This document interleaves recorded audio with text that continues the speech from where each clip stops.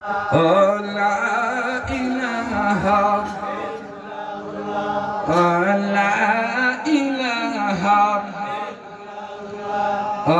লা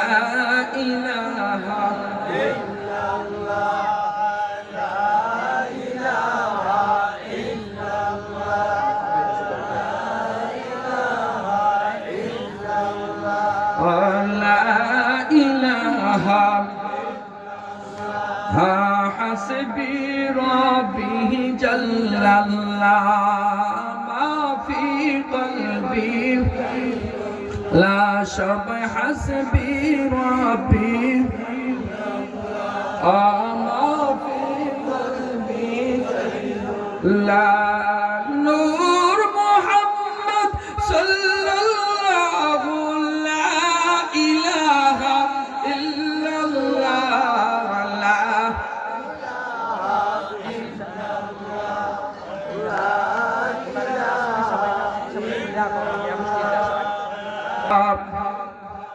لا إله إلا الله محمد رسول الله صلى الله عليه وآله وسلم এ বন্ধু মদিনার মর্যাদা কদ্দুর আল্লাহর হাবিব রাহমাতুল লিল আলামিনের একজন সাহাবী ছিলেন যার নাম আমরা সব সময় সবাই বড় জানি। ইসলামের মধ্যে বড় তুখোর সাহাবী ছিলেন, বড় রাগিলা সাহাবী ছিলেন, যার ব্যাপারে আল্লাহর হাবিব দেখি দেখি কই উমর তুমি একটু কম কথা বইলো, সাবধান থাইকো, তুমি আস্তে কথা বইলো, কারণ শয়তান পর্যন্ত তোমার নাম শুনলে ভয় পায়। আল্লাহু আকবার বলেন। ওই ফারুকে আযম রাদিয়াল্লাহু তাআলা আনহু আল্লাহর দরবারে দোয়া করতেন। বলতেছিলাম বাজান একটু পিছনে যাই, সুন্নি আলেমের সাথে যাইবেন কেন? মদিনাতুল মুনাওয়ারায় যাইবেন, মক্কাতুল মুকাররমায় যাইলে যদি মুনাফিকের সাথে যান, মুনাফিকদের সাথে মক্কাতুল মুকাররমায় গেলে আপনাকে বলবে মদিনা যাওয়ার কোনো দরকার নাই, মদিনা যাইলে কোনো লাভ নাই। মক্কার মধ্যে 1 রাকাত নামাজ পড়লে 1 লক্ষ রাকাতের সওয়াব। আল্লাহু আকবার বলে। খেয়াল বাজান, জানি না কার জানে কপাল খুইলা যায়, কোনদিন যদি কপাল খুলে মক্কা মদিনায় যদি যান, কেন সুন্নি আলেমের সাথে যাইবেন কথাটা বলি। আপনারা ডাক দিয়ে কইব হুজুর ভাই মদিনার মধ্যে যায় কি করবেন? মক্কাতে যদি আপনি 40 ওয়াক্ত নামাজ পড়েন, আল্লাহর জান্নাতে যাওয়ার জন্য হাদিস এসেছে, যদি মক্কাতুল মুকাররমায় 1 রাকাত নামাজ পড়েন 1 লক্ষ রাকাতের সওয়াব হাদিসের মধ্যে এসেছে। বন্ধু আপনার মদিনার কাছ থেকে একটু দূরে রাখার চেষ্টা করব। আমার নবী ডেকে ডেকে কয়, ইমানদার রে, মদিনার জমিনের মধ্যে মুনাফিক আসতে পারে না। মদিনার মধ্যে যারা যাইব শুধুমাত্র ইমানদারদের ঠিকানা হবে মদিনা। জোরে জোরে বলি সুবহানাল্লাহ। আপনাকে মদিনা থেকে দূরে রাখার জন্য বলবে আল্লাহর হাবিবের সাহাবী হযরত ওমর ফারুক রাদিয়াল্লাহু তাআলা আনহু নামাজের মধ্যে যায়। আমরা তো আযান নামাজের মধ্যে হাত উঠায় মুনাজাত করলে অনেকে বেদাতের ফতোয়া দেয়। কথা কোন দেয় কি দেয় না? মুনাফিকের দল বেদাতের ফতোয়া দেয়, বেদাতের ফতোয়া লাগায়, বেদাতের ট্যাগ লাগায়। বন্ধু আল্লাহর হাবিব রাহমাতুল লিল আলামিনের সাহাবী হযরত ওমর ফারুক রাদিয়াল্লাহু তাআলা আনহু আল্লাহর দরবারের মধ্যে হাত উঠায়া উঠায়া দোয়া করে, আল্লাহুম্মা রযুকনি শাহাদাতা ফি সাবিলিকা। আল্লাহ গো, আমি জান্নাতের সার্টিফিকেট দিয়েছে, তোমার বন্ধু হাবিবুল্লাহ জান্নাতের সার্টিফিকেট নিয়েছে, তারপরে তোমার দরবারে দোয়া করে, আল্লাহ গো, ও আল্লাহ, তুমি আমাকে তোমার পথে শহীদ হিসাবে কবুল আর মঞ্জুর করো। বলেন আমিন। আর জোরে বলেন আমিন। হযরত ওমরে দোয়া করে, হযরত ওমরের দোয়াটা আমরার চাইতে পাওয়ার কম হইব না বেশি? জোরে কোন। হযরত ওমর ডাক দিয়া কয়, আল্লাহ আমি তোমার তোমার দরবারে শহীদ হওয়ার জন্য প্রার্থনা করে তোমার রাস্তায় আমার শহীদ হিসেবে কবুল কইরো। ওয়াজআল মাউতি ফি বালাদি রাসূলিক। আল্লাহ 2 নাম্বার তোমার দরবারে ফরিয়াদ জানাই তোমার বন্ধুর শহর মদিনার মধ্যে আমার মৃত্যুটা নসিব করিও। আমার মরণটা মদিনার জমিনের মধ্যে দিও। এই জন্য আমার মুর্শিদ কেবলা একটা কাসিদা লিখে গিয়েছিলেন, ফরাজি কান্দি শরীফের যিনি তিনি লিখে গিয়েছিলেন। কাসিদা উনি লিখতে গিয়ে বলতেছেন, তোমাকে সপিতে মন মন চাই গো নবীজি, তোমার নাম শুধুই গুনগুন গাই। তোমাকে সপিতে মন মন চাই গো নবীজি, তোমার নাম শুধুই গুনগুন। একটু বলেন না, তোমাকে সপিতে মন মন চাই গো নবীজি, তোমার নাম শুধুই গুনগুন গাই। পাগল হতে পারি নয়, কেমনে তোমার দয়া চাই, তারপর মন গোলাম হতে চাই। পাগল হতে পারি নয়, কেমনে তোমার দয়া চাই, তারপর মন গোলাম হতে চাই। তুমি ছাড়া কে আছে, তুমি বিনে জীবন মিশে। আল্লাহু আকবার বলেন। কই তুমি নবী ছাড়া কে আছে, তুমি বিনে জীবন মিশে। নিদান কালে কে হবে সহায় গো নবীজি, তোমার নাম শুধুই গুনগুন গাই। তোমাকে সপিতে মন মন চাই গো নবীজি, তোমার নাম শুধুই গুনগুন গাই। আওয়াজ দিয়া বলেন আল্লাহু আকবার। এ বন্ধু গভীর মনোযোগ। আল্লাহর হাবিব রাহমাতুল লিল আলামিনের সাহাবী ফারুক আযম রাদিয়াল্লাহু তাআলা আনহু ডাক দেয়া কয়, আল্লাহ গো, আমার মরণটা তুমি মদিনাতুল মুনাওয়ারার মধ্যে কবুল আর মঞ্জুর কইরো। কেন মদিনার মধ্যে মরতে চাই, কারণটা কি? মদিনায় ইন্তেকাল করতে পারার কারণটা কি? মদিনায় ইন্তেকাল করতে চাওয়ার কারণটা কি? এই কারণটা সম্পর্কে আমার মুর্শিদ কেবলা আবার বলেছেন, না নিলে গো মদিনা কেমনে বাঁচে দেওয়ানা, মঞ্জুর দয়ার বাঁচে না জ্বালায়। না পেলে বন্ধুর চরণ জান্নাতুল বাকিতে মরণ। আল্লাহু আকবার বলেন। না পেলে বন্ধুর চরণ জান্নাতুল বাকিতে মরণ। নিদান কালে কি হবে উপায়, এই কথাটা বলেন ফারুক আযম ডাক দিয়া কয়, আল্লাহর হাবিব রাহমাতুল লিল আলামিনের মদিনার মধ্যে যেন আল্লাহ আমার মরণটা হয়। আওয়াজ দিয়া বলেন আল্লাহু আকবার। আমরা হানাফি মাযহাবের মানুষ, চার তরিকার মানুষ। পৃথিবীর জমিনের মধ্যে সুন্নি মুসলমান যারা, চার মাযহাবের মানুষ। এর মধ্যে একটা মাযহাব হলো হানাফি মাযহাব। গভীর মনোযোগ। হানাফি মাযহাব, দ্বিতীয় নম্বর হলো শাফিঈ মাযহাব, 3 নম্বর হলো মালিকি মাযহাব। মালিকি মাযহাবের যিনি প্রতিষ্ঠাতা তিনি হইলেন ইমাম মালিক রাহমাতুল্লাহ আলাইহি। জন্ম হলো মদিনায়। গভীর মনোযোগ রে বাজান। মদিনাতুল মুনাওয়ারার মধ্যে জন্ম, মদিনা শরীফের মধ্যে জন্ম হয়েছেন। জীবনে একবার হজ করা ফরজ। প্রত্যেকটা যদি সামর্থ্যবান হয় তার জন্য একবার হজ করা ফরজ। একবারের জন্য মক্কা মক্কাতুল মুকাররমায় গেলেন, হজ করে আর দেরি করে নাই। সতীদেরকে বললেন তোমরা দেরি করো, আমি চলে যাই মদিনাতুল মুনাওয়ারায়। মদিনার জমিনের মধ্যে চলে আসলেন ইমাম মালিক রহমাতুল্লাহি আলাইহি। ও বন্ধু, আমাদেরকে বিদআতির লকব দেয়, আমাদেরকে বিভিন্ন ধরনের টাইটেল লাগাই। একটু খেয়াল করুন, প্রেমিক কারে কয় রে বাজান? মাযহাবের ইমাম ইমাম মালিক রহমাতুল্লাহি আলাইহি ডাক দিয়া বলেন তোমরা পড়ে আসো, আমি চলে যাই।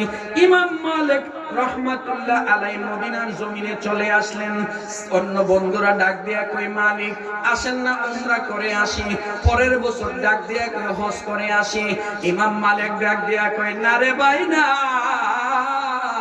আমার আল্লাহ একবার হজ ফরজ করেছেন, ফরজ হজ আদায় করেছি, মরণের আগে দ্বিতীয়বার আর হজ করার জন্য যাব না।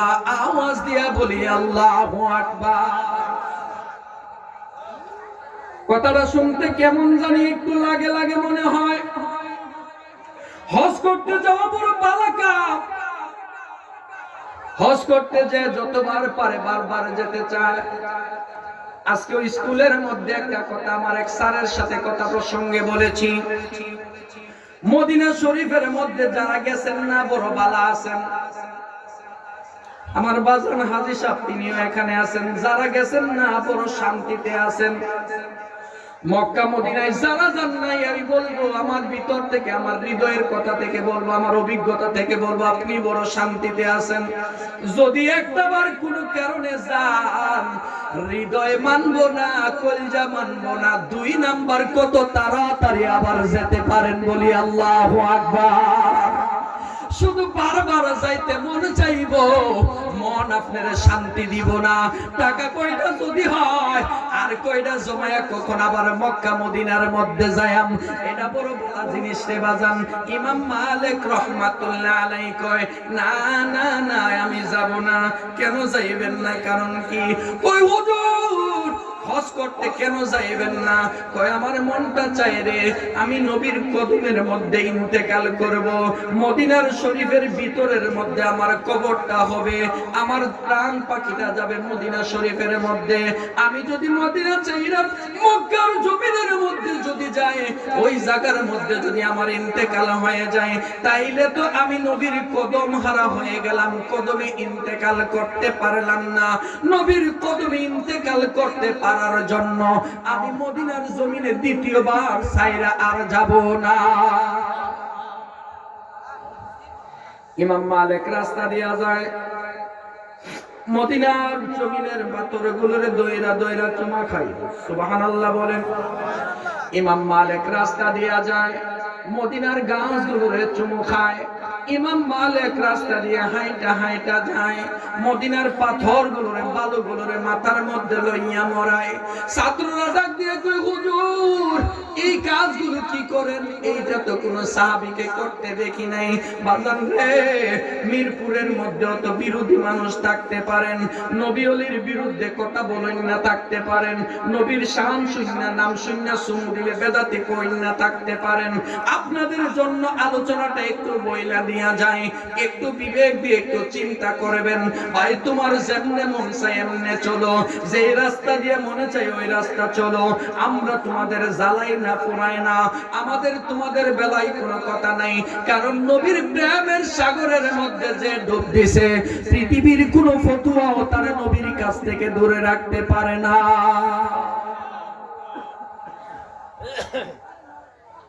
ইমাম মালিক রহমাতুল্লাহ আলাইহি ছাত্ররা কই হুজুর কোনদিন কোন সাহাবীর দেখি নাই মদিনার পাথরগুলো লইয়া লইয়া চুমা খাইতে, মদিনার বালুগুলো লইয়া চোখের মধ্যে মাখতে, মুখের মধ্যে মাখতে কোনদিন দেখি নাই। ডাক দিয়া কই মুশারফ হুজুর তোমরা কি সাহাবীর চাইতে বড় মোহাব্বত করইন হয়ে গেছনি? তারা তো নবীরে দাঁড়ায় সালাম দিছে, এমনি ভাবে দেয় না, তোমরা দিয়া নবী সালামু আলাইকা বইলা দাও। কেন দেই? কারণ কি? একটু শুনালো রে যুবক। ইমাম মালিক ডাক দিয়ে কই বাবা তুমি বলেছো কোন সাহাবী কোনদিন এরকম চুম্বন দেয় নাই রে। আমি দিয়েছি কেন দেই জানুনি? কই কেন দেন? কই আমি নবীরে দেখি নাই। সাহাবীরা নবীরে সরাসরি দেখা চুমু খায়, তো আমি নবীরে কোনোদিন দেখি নাই। আমি রাস্তা দিয়া যখন হাঁটি, পাথরগুলোর দিকে যখন তাকাই, আমি তাকায় দেখি পাথরগুলো পইরা রইছে। আমার মনটা কই রে, এই পাথরগুলো তো আমার দয়াল নবীকে দেখেছে। পাথরগুলোর মধ্যে দয়াল নবীর কদম মুবারক লেগেছে, আমি দয়াল নবীরে পাই নাই। পাথরগুলোর চুমা দিয়া আমি মালিকের কলিজাটা ঠান্ডা করি।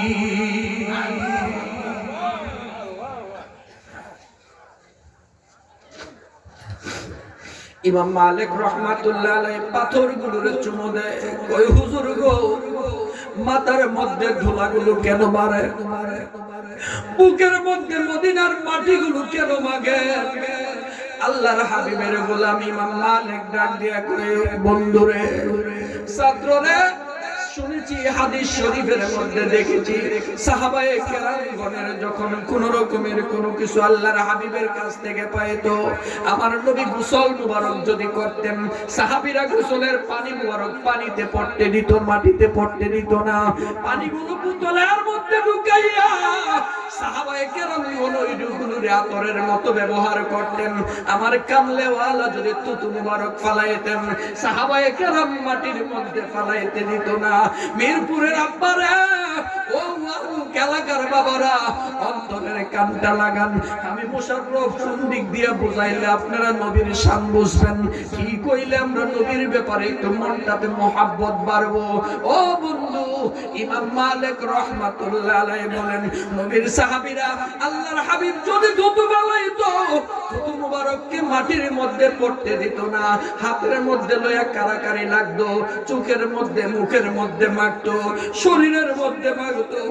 আমি ইমাম মালিক তো নবীরে কোনোদিন দেখি নাই, থুতু মুবারক গুলো আমি পাই নাই, নবীজির ওযু মুবারকের পানি গুলো পাই নাই। আমি দেখেছি মদিনার জমিনের মাটিগুলো মনে হয় আল্লাহর হাবিবের ধুলা মুবারক লেগেছে। মদিনার মাটিগুলো আল্লাহর হাবিব রাহমাতুল লিল আলামিনকে দেখেছে। নবীরা এজন্য মদিনার মাটিগুলো লইয়া মুখের মধ্যে যখন মাখি, আমার মনে হয় রে, এই মাটিগুলো নবীর কদমে লাগার কারণে নবীজির চরণ ধুলাগুলো আমার মুখের মধ্যে মাখতে আসি।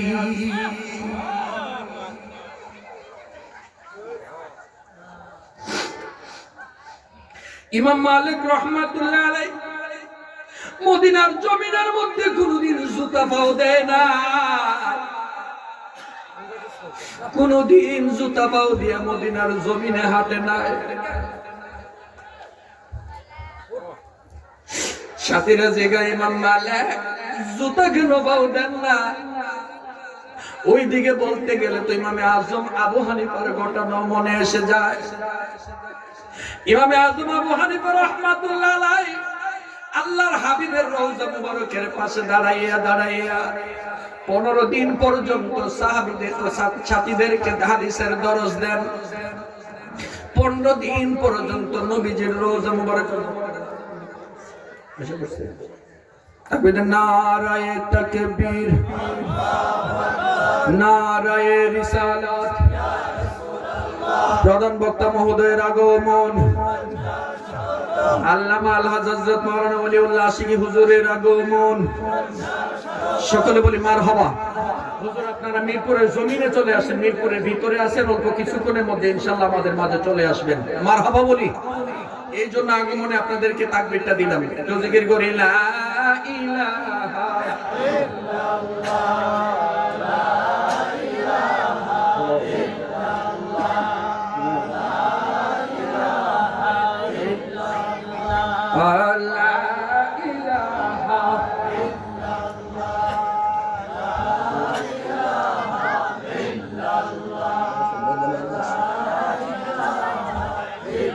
লা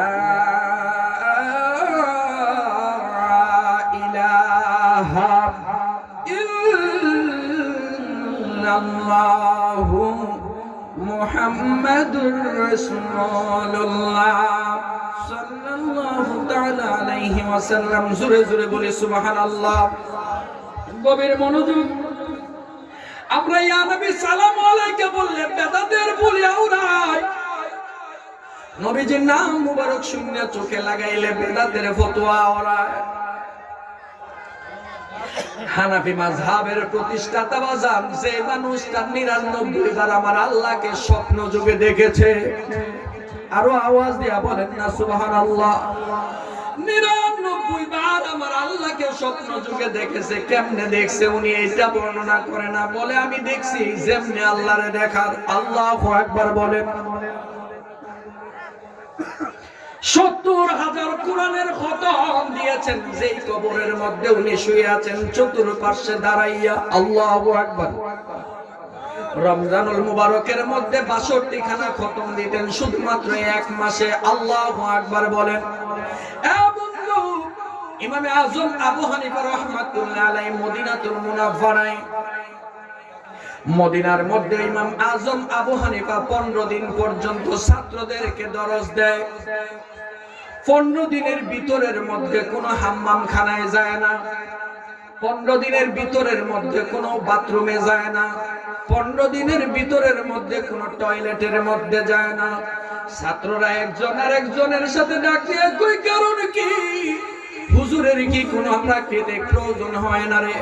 একজন আর একজনের সাথে কথা কয়, কিন্তু কেউ কোনো বিধান জানে না।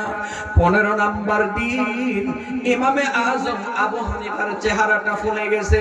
চেহারা কেমন যেন ফুলে গেছে, চেহারাটার মধ্যে পানি চলে এসেছে, হাঁটতে কষ্ট হয়, চলতে কষ্ট হয়।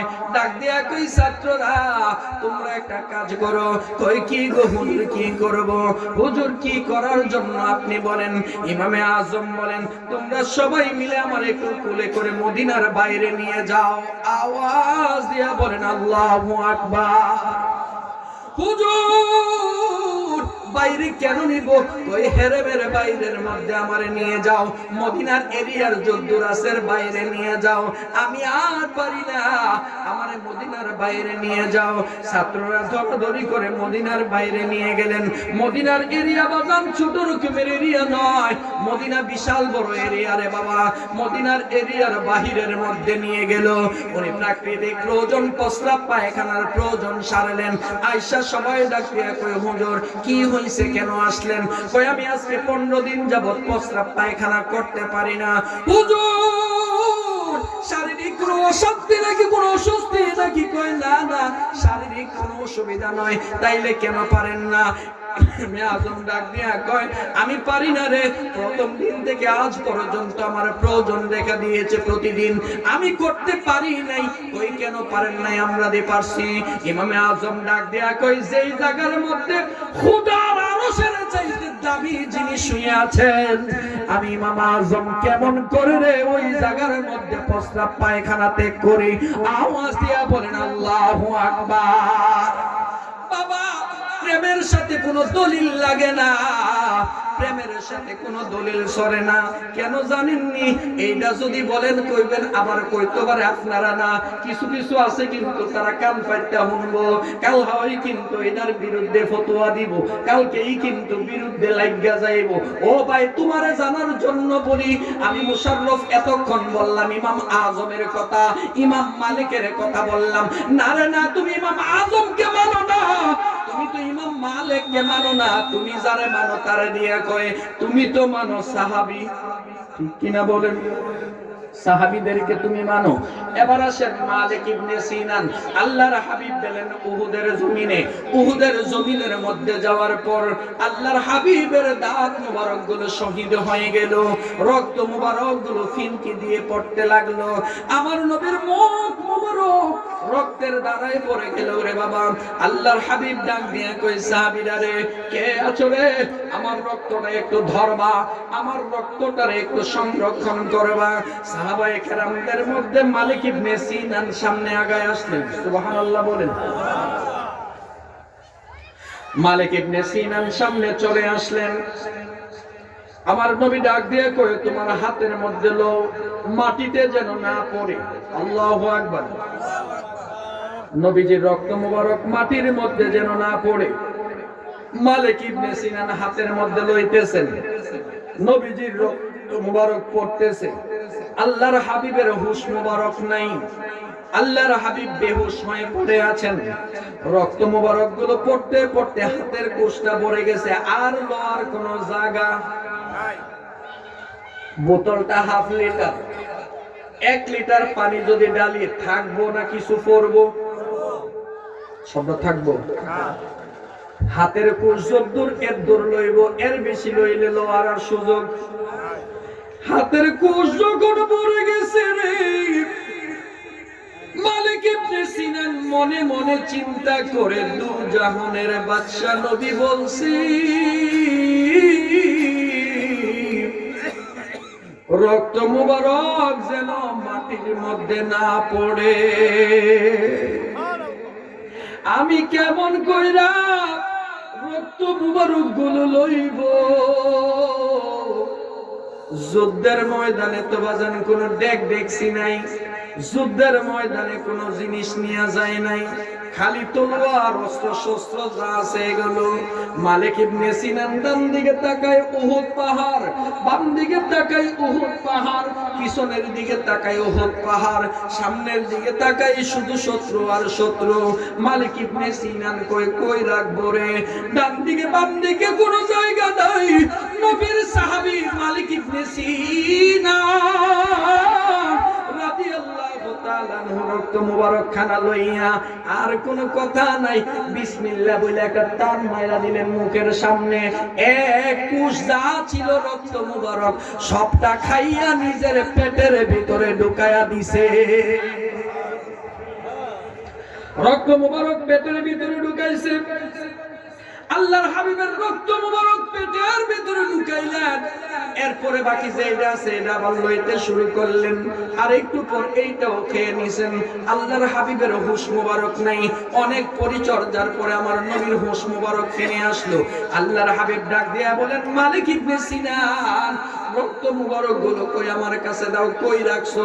মালিক ইবনে সিনান নবীর সাহাবী ডাক দিয়া কই, নবী গো কই রাখবো? জায়গা নাই, আমি একটা জায়গার মধ্যে সংরক্ষণ করছি। আপনি কইছেন সংরক্ষণ করতাম, আমি সংরক্ষণ করছি।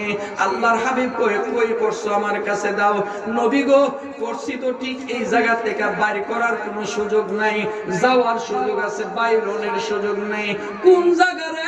ডাক দিয়া কই, নবী গো আমি আপনার রক্ত মুবারক খানা সবটা পান করে পেটের ভিতরে ঢুকায়া দিছি। মিরপুরের বাজার শূন্য রাখেন, একটা গরু জবাই করলেন কুরবানির সময়। শিবপুর বাজার থেকে মনে করেন 5 লক্ষ টাকা দিয়া সর্বোচ্চ দামের গরুরা। মনে মনে চিন্তা করলেন, এত দামের গরুরা আনছি, কিচ্ছু ফালাইতাম না, সব খায়ালাম। ইচ্ছা করলে কিন্তু সব খাওয়ান জায়েজ আছে নাকি বাজান? অন্ডকোষ খাওয়া জায়েজ নাই, প্রস্রাবের নালী খাওয়ান জায়েজ, পিত খাওয়ান জায়েজ, রক্ত খাওয়ান জায়েজ। এরপরে যে ইল্লট থাকে চামড়ার নিচে মাংসের উপরে কালা কালা গিটলি, এইটা খাওয়া জায়েজ। এইরকম একটা পশুর মধ্যে 8টা অঙ্গ আছে, প্রস্রাবের রাস্তা, পায়খানার রাস্তা, এগুলো খাওয়া জায়েজ। মূত্রথলি, মূত্রের যে থলিটা আছে এটাও খাওয়া জায়েজ নাই। কিন্তু ভাইরে অনুরোধ কইরা বইলা দিয়া যায়, আপনার বাড়ির মধ্যে যদি গরু জবাই হয়, আপনার বাড়ির মধ্যে যদি গরু জবাই অনুষ্ঠান হয়, আপনি দেখবেন কসাই ভাই যারা তারা দেখবেন কিছু গুস্ত টুস্ত বাদের রক্তগুলো তারা নিয়ে নেয়, প্রস্রাবের থলিটারে ফাইরা, প্রস্রাবের থলির প্রস্রাবটা ফালায়া থলিটা পর্যন্ত লয়ালাই। এইটা আমি নিজের চোখে দেখেছি। ডাক দিয়া কই, ভাই করলেন কি? কই হুজুর আপনার লাগিয়া না, এটা আমি নিয়ে যাবো। পরে কই কি করবেন? এটা কই হালিমুল্লাহর কাছে বিক্রি করাম। নাউজুবিল্লাহ বলেন, হালিমুল্লাহর কাছে বিক্রি করব। ও বাবা, প্রস্রাবের থলি খাওয়া জায়েজ না, এটা হারাম। আপনি ইচ্ছা করলে খাইতে পারবেন না। তাইলে 1 নাম্বার যে এটা হারাম, এটা হইল রক্ত। হালাল পশু খাইতে আপনার জন্য হালাল, হালাল পশুর রক্ত দেওয়া হাওয়া জায়েজ, জায়েজ। হালাল পশুর রক্ত খাওয়া যদি জায়েজ না হয় বাজার, জানবার চাই গরুর আপনি কলিজা হাইবেন খাওয়া, গরুর মগজ খাইবেন হালাল, গরুর মা খাইবেন হালাল, গরুর আপনি বড়ি খাইবেন হালাল, গরুর গোশত খাইবেন হালাল, যদি চামড়াটাও খাইতে পারেন এইটাও আপনার জন্য হালাল। মানুষের শরীরের এমন একটা অঙ্গ নাই যেটা আরেকজনের জন্য খাওয়া হালাল, কথা কোন ঠিক কিনা?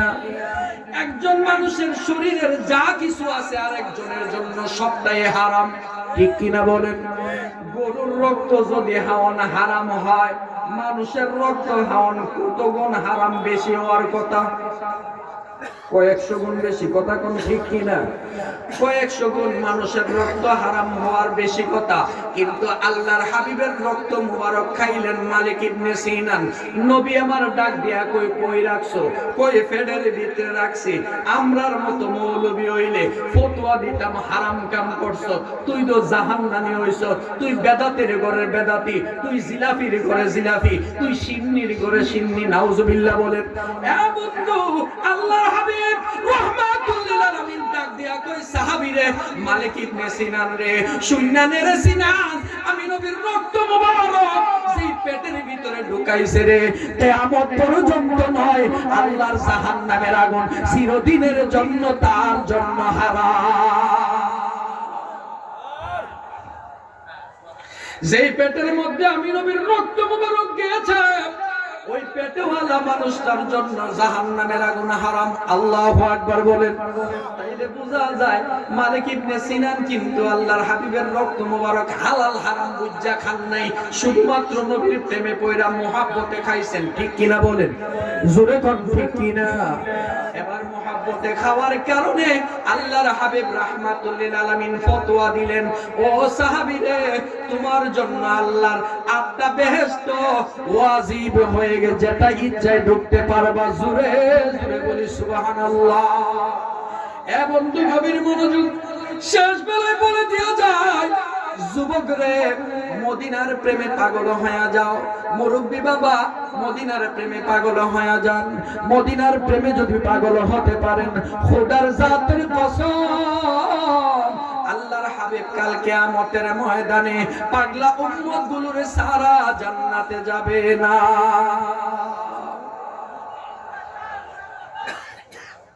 আসি